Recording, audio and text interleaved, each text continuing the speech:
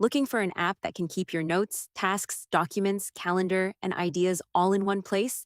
Evernote has been around for years, but in 2026, it's trying to become much more than a traditional note taking app.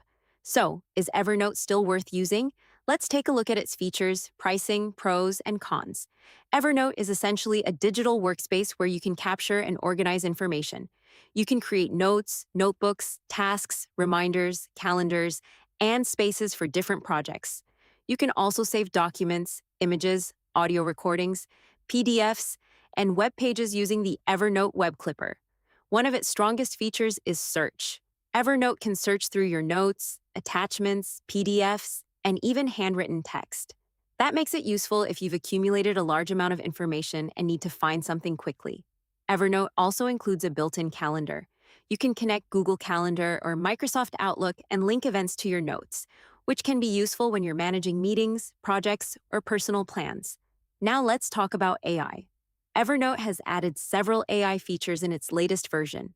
There's an AI assistant that can help you search, organize, and work with your notes. Semantic search can find related notes based on their content instead of relying only on exact keywords. And AI meeting notes can record, transcribe, summarize, and organize meetings. You can also use AI to edit, summarize, translate, and clean up your notes. So Evernote has become much more interesting if you want AI built directly into your note-taking workflow. Now let's talk about the free plan. This is where Evernote has a major limitation. The free plan currently allows up to 50 notes, one notebook, 5 spaces, 20 tags, one sync device, and 1 gigabyte of storage. That's enough to test Evernote, but it can feel restrictive if you want to use it as your main productivity system. The paid plans remove many of those limitations.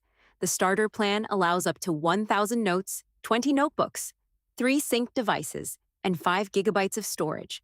The advanced plan gives you unlimited notes, notebooks, tags, storage, and device syncing, along with the more advanced features.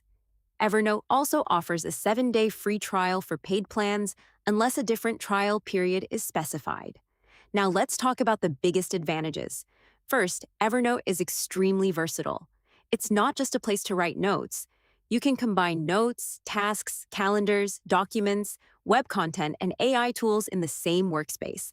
Second, the search capabilities are excellent, especially if you have years of information stored in Evernote. And third, Evernote works across Windows, Mac, iPhone, Android, and the web. But there are some downsides. The biggest one is the free plan. If you want to use Evernote seriously across multiple devices, you'll probably need a paid subscription. And compared with simpler note-taking apps, Evernote can feel like a lot to learn. You're getting a complete productivity workspace, but that also means more features and more complexity. So, is Evernote worth it in 2026? If you only need a basic place to write notes, probably not. There are simpler options that can handle basic note-taking without all the extra features. But if you want one place for notes, documents, tasks, calendars, web content, search, and AI tools, Evernote is much more compelling. The free plan is good for testing the platform, but serious users will probably want one of the paid plans. Overall, Evernote remains a powerful productivity tool in 2026. It's especially useful for people who collect a lot of information and want powerful search and organization tools. So here's my final verdict. Evernote isn't the simplest note-taking app, and the free plan is limited. But if you want a full digital workspace with powerful organization, search, calendar, tasks, and AI features, it's definitely worth considering.